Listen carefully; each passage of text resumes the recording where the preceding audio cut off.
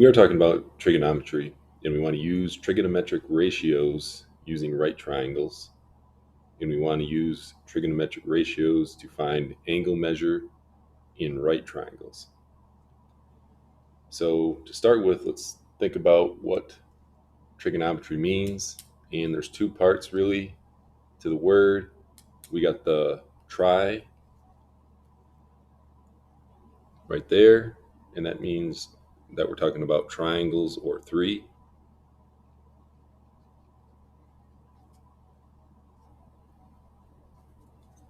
And then metry,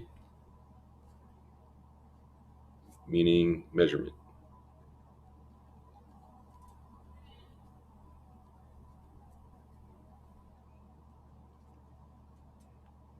So the first thing that we want to do is make sure that our calculator is set up correctly. For right now, rad is bad, that's meaning radians. Later on in pre-calculus, that will be something that we use, but right now, we just want to use degrees. So with our calculator, if we have the TI-84, you want to hit the mode button right here, and then that will give you opportunity to kind of change how things work.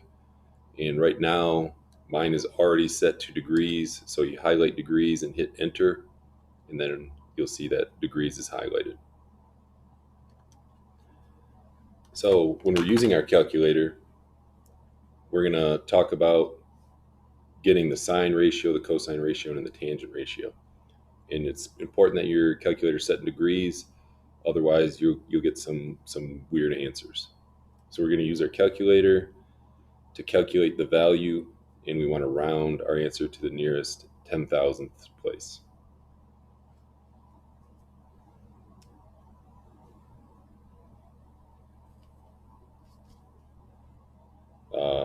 We'll probably just we'll go to the 100th place for the example today. We'll go to the 10,000th place. So on our calculator, we have the sine of 53 degrees, and basically all we have to do is we just hit the button here, the trig function that we want to use. So sine 53, enter. And this is an approximation, so because we're going to round this to the nearest 10,000th place, so that's going to be 0. That's tens, hundredths, thousandths, and then we got the 10,000ths is 6. The number 3 is behind it, so that's less than 5, so we're going to round down. And so that's how we get those values there. Now we can do the cosine. We'll do the sine of 87 again. So sine 87 degrees, and we get approximately 0.9986. And then we just go through the process for B, C, E, and F. This one is cosine, so we're going to go cosine of 53 degrees, and we get approximately 0.618.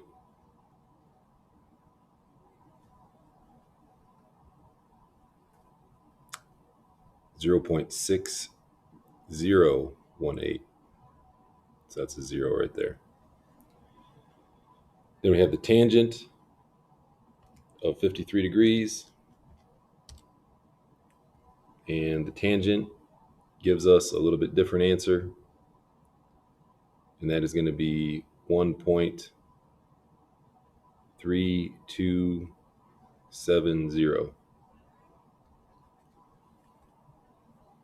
Next we have cosine of 22 degrees.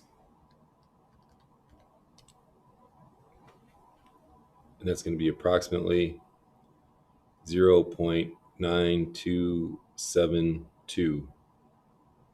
We round up in that last place because the 8 behind it is bigger than 5.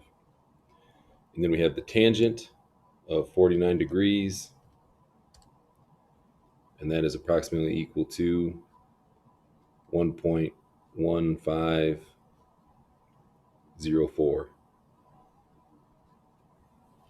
So if we look at our answers, the tangent is a ratio of the cosine and the sine, or the opposite and the adjacent. So that's why our answers are larger than the cosine and the sine. The cosine and the sine are always fractions because they're always divided by the hypotenuse, and we'll talk about that later. But because there's always a smaller leg over the hypotenuse, that means it's always going to be a fraction or a decimal for cosine and sine.